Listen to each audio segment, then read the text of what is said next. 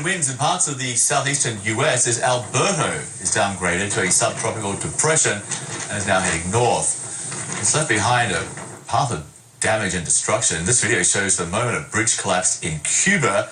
2 people on the bridge actually managed to survive. But in North Carolina, the storm claimed 2 lives. News anchor Mike McCormick and photojournalist Aaron Smeltzer were killed when a tree fell on their car. They were covering the storm and just told someone they interviewed to be safe. Meteorologist Pedro Harry joins us now. You know, reporters out in those storms, I know we all do it, but boy, you know, it's dangerous. It is, yeah. Even with ones that, do not have a tropical characteristic associated with them, they're not hurricanes, they're not large-scale systems, still, we often talk about, when it comes to fatalities with such systems, it's not about the wind that really dictates the category.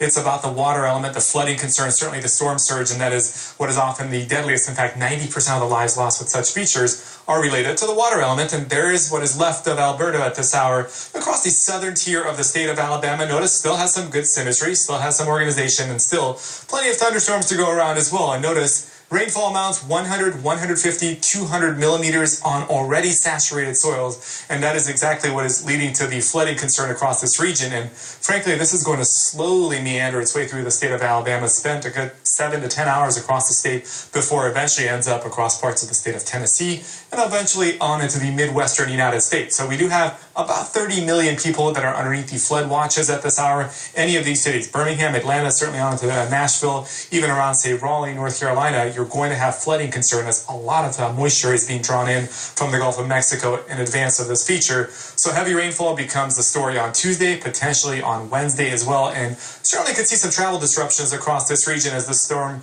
eventually pushes up towards the northern tier of the United States. And frankly, the hurricane season officially starts on the 1st of June, so we're a couple of days ahead of schedule here, but you notice a lot of wet weather still in store over the next couple of days as the system begins moving up its way through this northern tier of the U.S., John. And watching this carefully here, again, this is going to be a multi-day event set up here, and we do have tremendous heat north of this region, so a lot of this rainfall going to be beneficial for some folks to the north where temperatures have been around 40 degrees Celsius or into the triple digits Fahrenheit across the northern United States the last couple of days, John.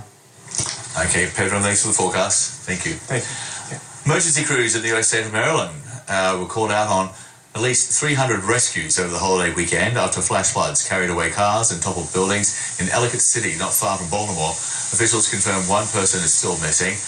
And the cleanup only just beginning. The historic area was still recovering from deadly flooding 2 years ago. CNN's Suzanne Morveau has details. Heartbreaking, devastating, catastrophic. That is what residents, business owners, as well as officials are telling me today. Just take a look at this. This is what we have been watching here. This was a parking lot full of cars, people who were bustling around, having a wonderful holiday weekend where you can see like puzzle pieces, the pieces of this parking lot, the asphalt there, the bulldozer. They plucked these cars from the mud. They are since taken away. This is the power of the water here, just washing through the debris here, knocking down this fence. These businesses here, all of them were submerged. The first level completely underwater, and you see the power taking off the bark of the tree, and then here the debris, the blue dumpster, as well as the tree and some of the furniture pieces that were plucked out of the ravine earlier today as they assess the damage and try to allow people to get back to their homes to see what has happened so far.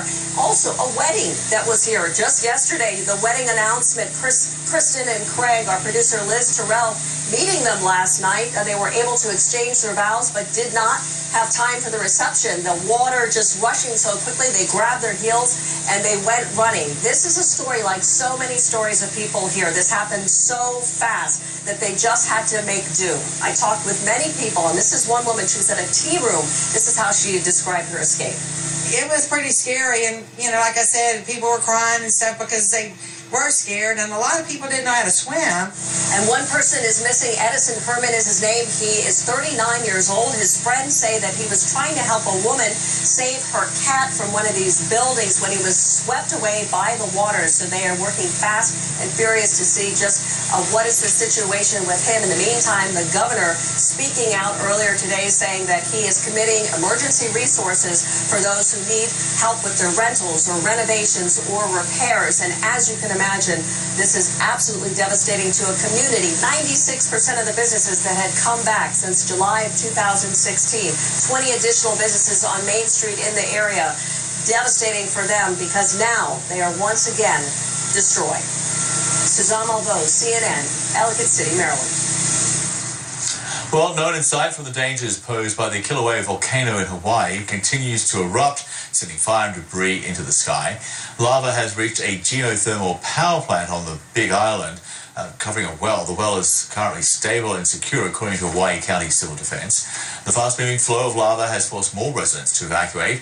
About 240 people are now in shelters. 82 structures have been destroyed, and volcanic smog remains a threat as long as Kilauea and surrounding fissures are active. In northeast China, 4 people are hurt and 20,000 lost power after a tornado touched down in Jilin province. You can see debris here flying through the air as the tornado moved through. It also ripped up dozens of trees and damaged houses. In a neighboring province, residents were dealing with heavy rain and hail. Some of those hailstones, the size of eggs. Plenty of vehicles were damaged in the storm, hit by those giant hailstones. Next here on Newsroom LA, the new Star Wars film launched in theaters this weekend, but its debut not as strong at the box office as the studio had expected.